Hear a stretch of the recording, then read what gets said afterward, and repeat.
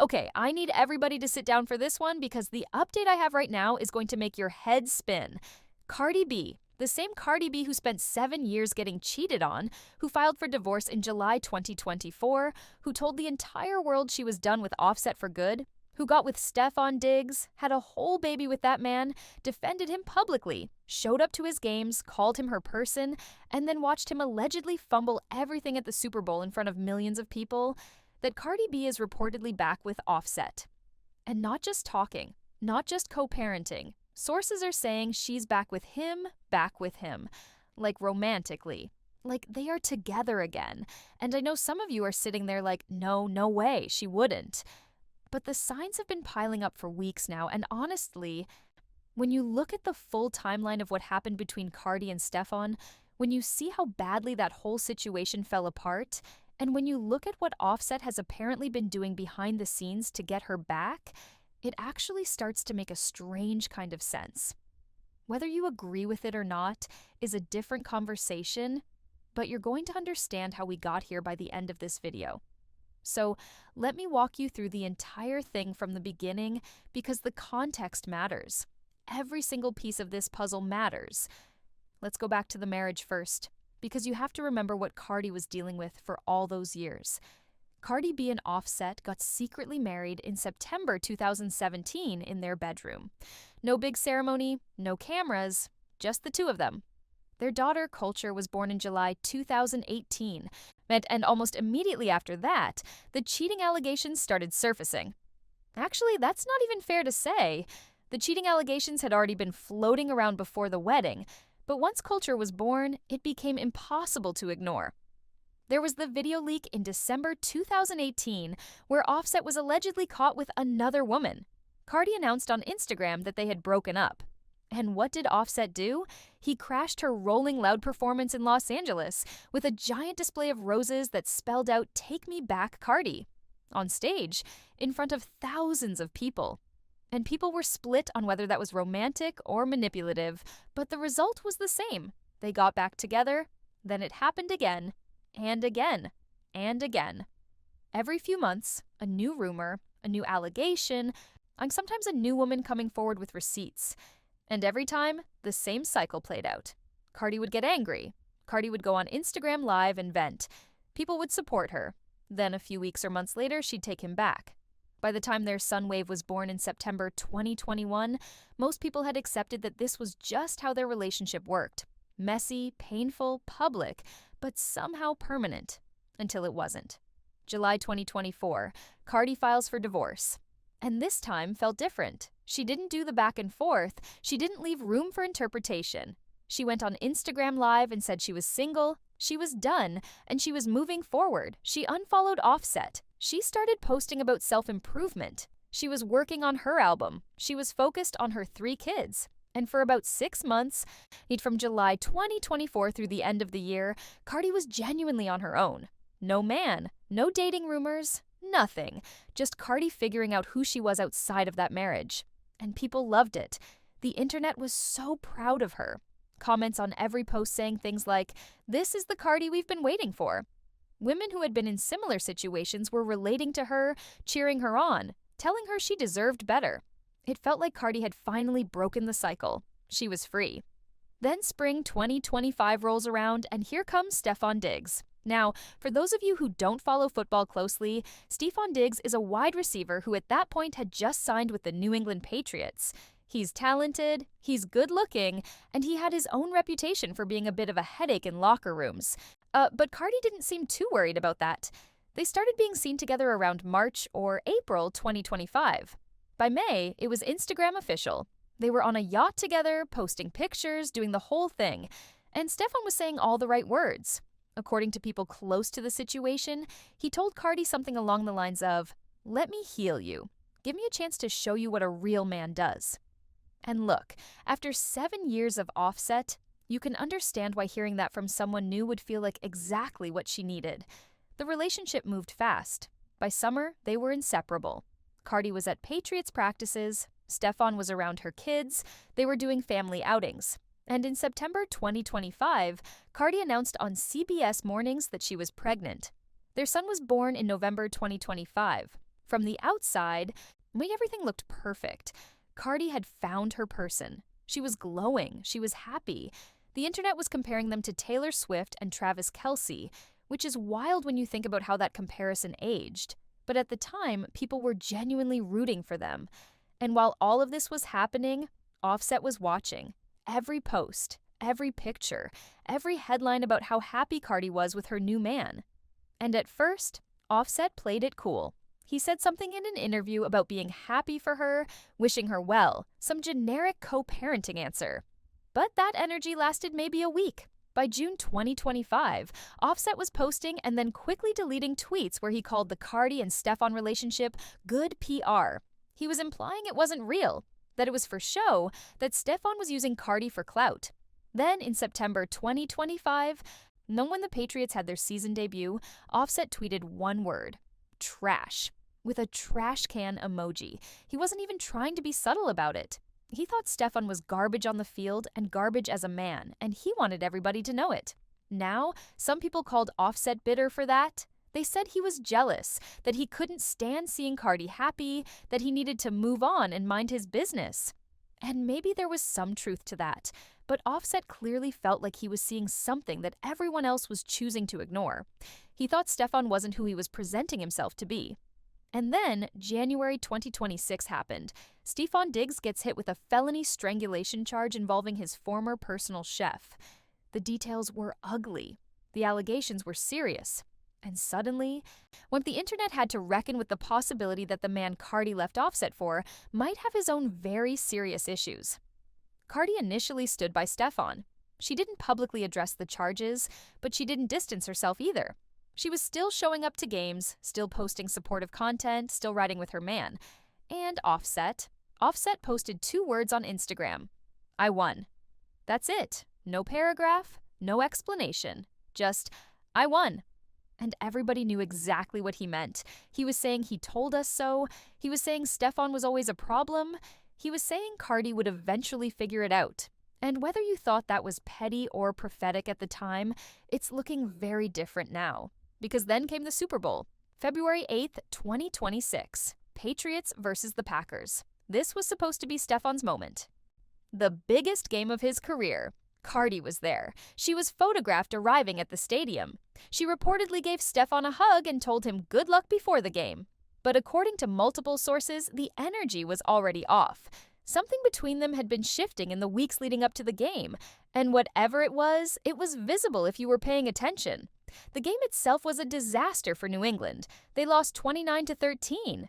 Stefon was basically invisible. He barely contributed. And while the game was bad enough, what happened around the game is what really destroyed everything.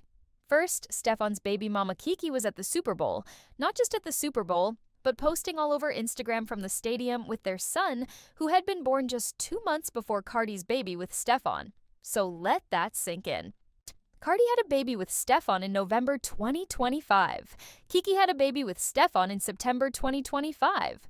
2 babies, 2 months apart, 2 different women, and both of them were at the Super Bowl. Then there were reports that another woman named Pry was allegedly at the game too, apparently with Patriots credentials. Multiple outlets reported that Stefon allegedly snuck someone into his hotel room just hours after the loss. So while Cardi is sitting there having just watched her man lose the biggest game of his life, while she's trying to be supportive, while she's got their newborn son at home, Stefon is allegedly entertaining other women at the hotel. Cardi left the stadium at halftime. She didn't stay for the whole game. By the next morning, she and Stefon had unfollowed each other on Instagram. A source confirmed to multiple outlets that they had broken up, and Cardi posted one word to her story: done. That was it. No long explanation, no Instagram live breakdown, no tears on camera, just done. And honestly, that might have been the most powerful thing she's done in years, because it showed that she learned something from the Offset situation. She didn't give second chances this time. She didn't hear him out. She didn't go back and forth. She saw the disrespect, and she walked away immediately. And Offset didn't have to say a single word. That I Won post from January was doing all the heavy lifting. He had called it. He had predicted that Stefon would fumble. And Stefon fumbled on the biggest stage in American sports in front of the entire country. But Offset just sat back and watched it all play out exactly the way he said it would. Now, in the weeks after the Super Bowl, Cardi went into what I'm going to call her unbothered era. She was performing, she was posting about self-love, she was doing press for her music, she was acting like the breakup didn't faze her at all. And on the surface, she looked great. She looked like a woman who had been through something difficult, but was handling it with grace. But people started noticing things. Little things that individually don't mean much, but together start painting a picture. Offset and Cardi were spotted in the same city on the same day multiple times. Then, someone noticed Offset had started liking Cardi's Instagram posts again, which he hadn't been doing for months. Then people pointed out that Cardi's whole vibe on stage had shifted. She went from "I don't need a man" energy to something that looked a lot more like someone who was at peace with their situation in a way that suggested she wasn't actually alone. The internet started doing what the internet does.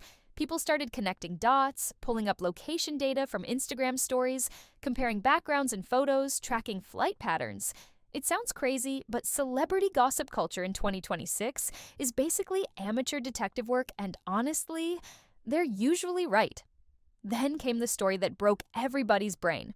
Multiple sources reported that Offset sent Cardi 10,000 balloons.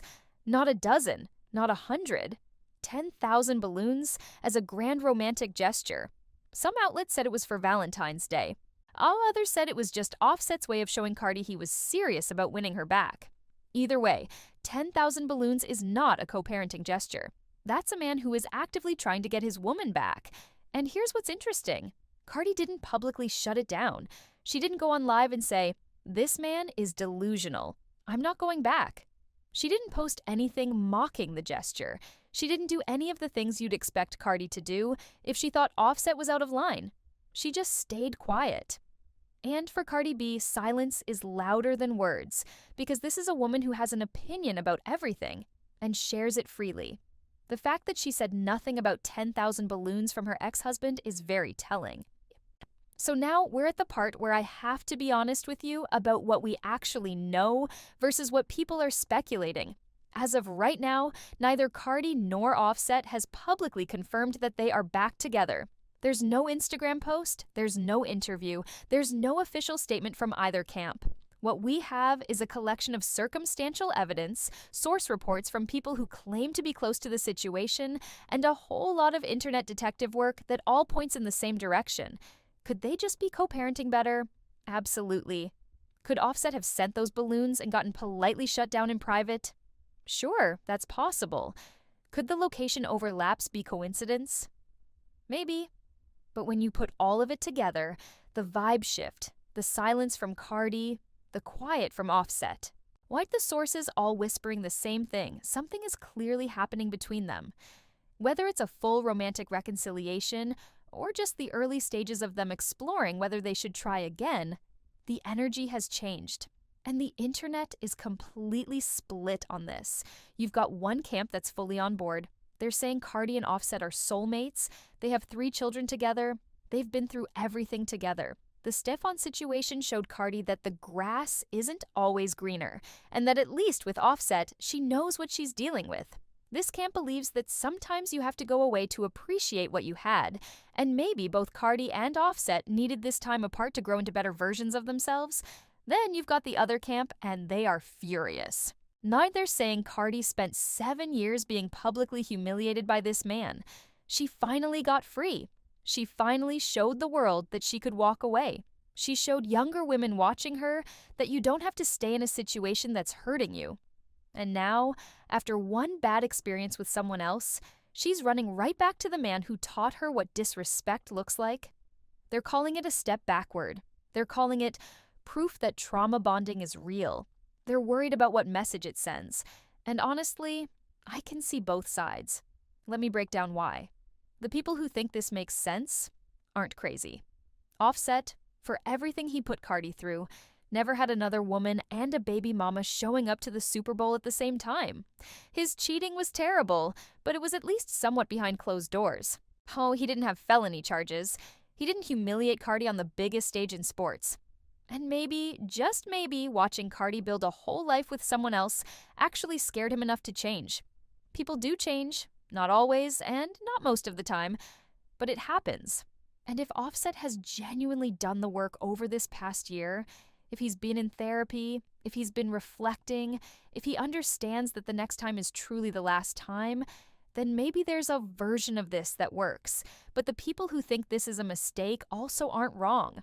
Offset had 7 years of chances, 7 years of "I'll do better," 7 years of grand gestures followed by the same behavior.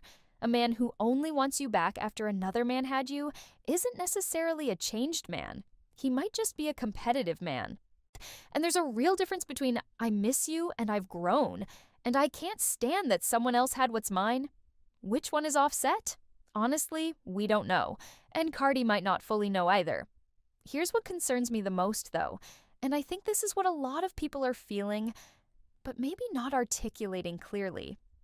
Cardi showed real growth when she left Stefon at the Super Bowl. She didn't do the back and forth. She didn't give him a chance to explain. She saw the disrespect, and she was out. That was Cardi applying the lessons she learned from 7 years with Offset. She finally learned to walk away when someone shows you who they are. That's huge. That's the kind of growth that takes years to achieve, so the worry is that going back to Offset would undo that lesson.